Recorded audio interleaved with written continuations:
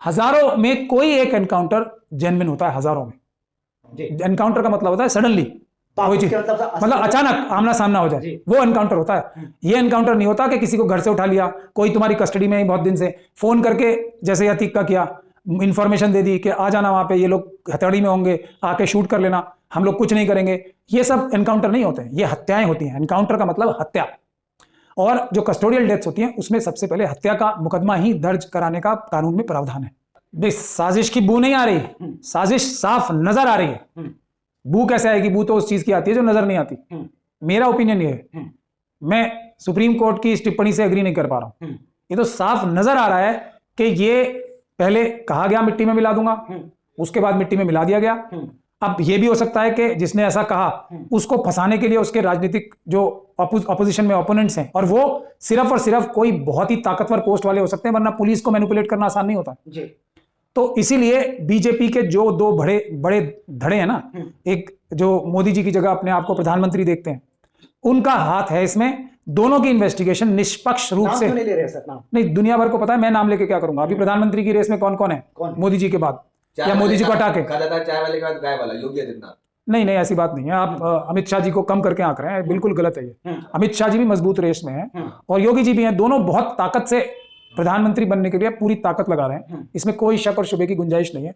मोदी जी को किसी भी प्रकार से, या तो जब वो रिटायर हो जाएं, और लेकिन उनकी सेहत इतनी अच्छी है तो दोनों को अब अंदाजा ही हम लोग लगा सकते हैं, दोनों को ये अच्छा तो नहीं लगता होगा कि उन्हें और इंतजार करना पड़ेगा। मोदी जी की तो सेहत दिन ब दिन बेटर होती जा रही है, तो इसीलिए इस बात की भी संभावना हो सकती है कि दोनों के दोनों बहुत जल्दी प्रधानमंत्री बनने की भी इच्छा रखते हैं। ये भी इस इन्वेस्टिगेशन का विषय होना चाहिए कि इससे जो शक की सुई है योगी आदित्यनाथ जी की तरफ और जाती है, क्योंकि पहला जो सबूत नजर आता है पब्लिक डोमेन के सबूतों से ही, वो ये कि मिट्टी में मिला दूंगा उन्होंने बोला, उसके बाद मिट्टी में मिल गए वो।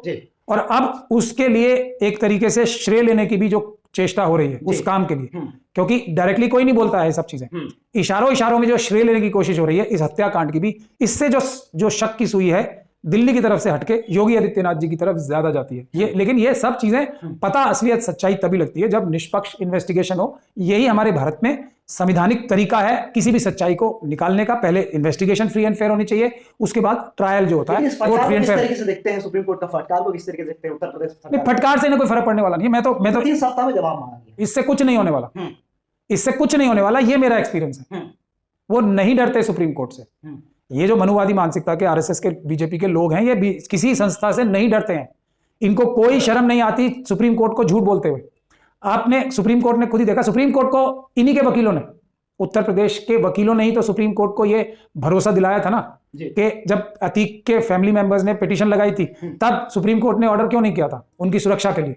क्योंकि भरोसा दिलवाया था इन्हीं लोगों ने, इसी सरकार के वकीलों ने, कि हम उसकी सुरक्षा का पूरा इंतजाम करेंगे। इसीलिए मैं कह रहा हूं कि इस सबसे कुछ नहीं होने वाला। 3 हफ्तों में तो वो सारे सबूत मिटा चुके होंगे। ये तो जो मेरी ओपिनियन है, इसमें डे टू डे बेसिस पे होना चाहिए। सुप्रीम कोर्ट को कोई सिटिंग सुप्रीम कोर्ट का जज अभी बनाना चाहिए और इसकी इन्वेस्टिगेशन ट्रांसफर करनी चाहिए मिलिट्री पुलिस के पास, क्योंकि ये तब तक निष्पक्ष जांच, मेरा जितना भी अनुभव है उत्तर प्रदेश के साथ, पुलिस के साथ, मैंने भी सुप्रीम कोर्ट से कई ऑर्डर्स लिए हैं, मुझे पता है।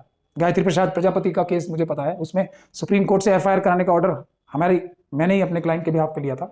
उन्होंने उस क्लाइंट तक को दबा, डरा, लालच दिलवा के बिठा लिया था। ये उत्तर प्रदेश की पुलिस की साजिश की मैं बात बता रहा हूँ।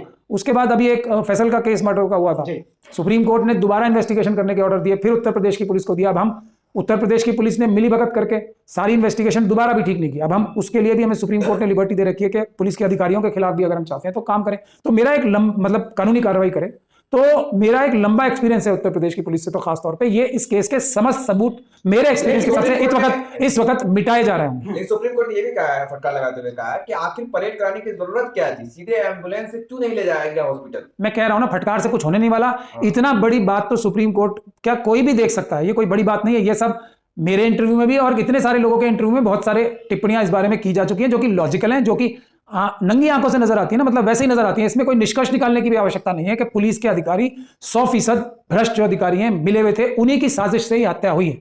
अब किसी पुलिस अधिकारी का कोई जाति काम तो था नहीं, जाति दुश्मनी नहीं थी, उनको ऊपर वाले अधिकारियों ने ये फोर्स किया होगा ना कि बताओ, वरना किसी की क्या लेना देना अतीक की हत्या करने में? पुलिस अधिकारी का तो बिल्कुल लेना देना नहीं है।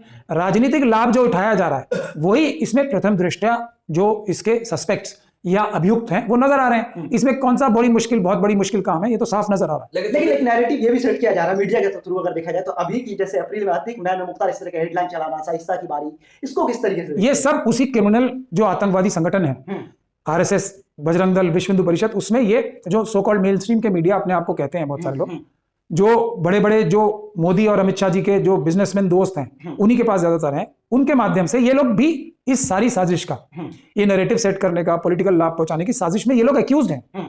ये लोगों को भी इस केस में, अतीक के केस में गिरफ्तार होना चाहिए अगर निष्पक्ष इन्वेस्टिगेशन की जाएगी। जिस दिन ये इन सब नेशनल मीडिया जो इसका इस तरीके से प्रयोग कर रहे हैं कि अभी ये तभी वो, ये सब उस बात को और पक्का कर रहे हैं कि इन सब लोगों को इस नैरेटिव की जानकारी है, जब तो ये बता पा रहे हैं। मैं आपको एक ही बात कहना चाहता हूं कि अभी हमने 14 अप्रैल को, आप सब लोगों ने शायद कवर भी किया होगा, इतना जबरदस्त मार्च किया, हम लोगों की गिरफ्तारियां भी हुई। क्यों किया था मार्च हमने?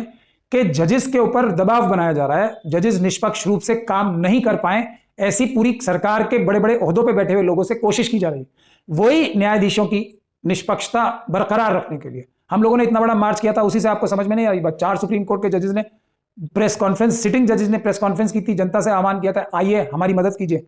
आज भी जो आपको रीडिंग बिटवीन द लाइन आनी चाहिए, जिस प्रकार की टिप्पणियां सिटिंग जजेस सेमिनार्स में कर रहे हैं अभी, उससे साफ नजर नहीं आ रहा कि जुडिशरी के ऊपर कितना जबरदस्त दबाव बना रहे हैं। और हम इसीलिए ये आंदोलन बहुत बड़ा करने वाले हैं कि किसी भी संस्थान पे जो संवैधानिक संस्थान है, जुडिशरी हो, इलेक्शन कमीशन हो या इन्वेस्टिगेटिंग एजेंसीज हो, हम सरकार को उनके ऊपर दबाव नहीं बनाने देंगे। उनके ऊपर इस बात का दबाव कि वो सरकार के कहने से काम करें, अपने आप निष्पक्ष रूप से काम ना करें। इस तरह का जो दबाव बना रही है, ये सब क्रिमिनल एक्टिविटीज हैं, देश की जनता ये नहीं होने देगी। मिशन सेव कॉन्स्टिट्यूशन जो हमारी संस्था है वो इस पे बहुत बड़ा आंदोलन कर रही है और भी बड़ा आंदोलन करेगी। आखिरी सवाल अगर क्या होगा अगर दोषी पाई जाती है उत्तर प्रदेश सरकार, तो क्या योगी आदित्यनाथ पर कानूनी कार्रवाई होगी? नहीं, देखिए सबसे बड़ी जो प्रॉब्लम है और इसको सभी मानते हैं कि डिले, जो केसेस में डिले होता है ना, जैसे डिनाइड, और पेंडेंसी जो है केसेस की करोड़ों की है देश भर में, सुप्रीम कोर्ट में भी हजारों केस की पेंडेंसी है, ये है सबसे बड़ा दोषी।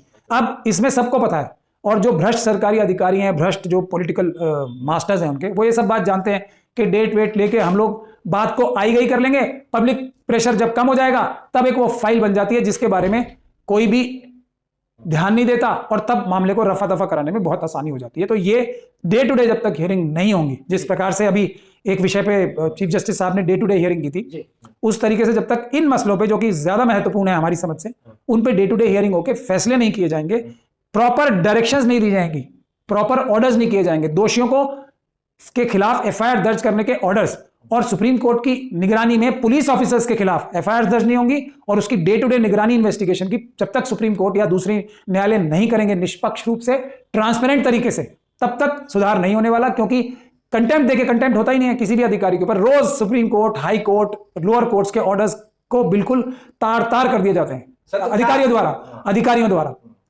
पुलिस के अधिकारियों द्वारा। कोर्ट उनके ऊपर कंटेम्प्ट नहीं करती, इसलिए उनके हौसले दिन ब दिन बढ़ते जा रहे हैं कि वो कोर्ट के आदेशों का उल्लंघन करें, वायलेट करें, और वहां जाके कोर्ट के अंदर जाके थोड़ा बहुत जो घड़ियाली आंसू बहा लें, माफी मांग लें और चुपचाप निकल आए, और उसी काम पे भसते हुए बाहर निकलते हैं। जो भी ये कंटेम्प्ट में फंसते हैं ना लोग, ये कोर्ट को जब माफी लेके, अपने घड़ियाली आंसू बहा के माफी लेके निकलते हैं ना, बाहर निकलते हुए हमने कई लोगों को ऐसे देखा, हा हंसते हैं, क्या बेवकूफ बनाया जज साहब को, और उन्होंने मुझे छोड़ दिया, अब देखो मैं जाके क्या करता हूं। ये सब कहते हुए हमने अदालतों के बाहर इन लोगों को सुना है, जो भ्रष्ट अधिकारी हैं और भ्रष्ट जो उनके राजनीतिक आकार। अब आप बताइए क्या सवाल पूछे। आखिरी सवाल ये है कि अगर जैसे कहा जाता है कि इनकाउंटर जो होता है वो फेक ही होता है, अगर एक भी इनकाउंटर फेक पाया गया तो क्या योगी आदित्यनाथ पे कोई कार्रवाई हो सकती है? सुप्रीम कोर्ट कोई एक्शन ले सकता है? एक भी नहीं, इनकाउंटर जो है वो फेक ही होता है। बहुत ही ऐसा वो है जो निष्कर्ष है जो कोई भी व्यक्ति जिसके पास कॉमन सेंस है वो निकाल सकता है। हजारों में कोई एक एनकाउंटर जेन्युइन होता है, हजारों में।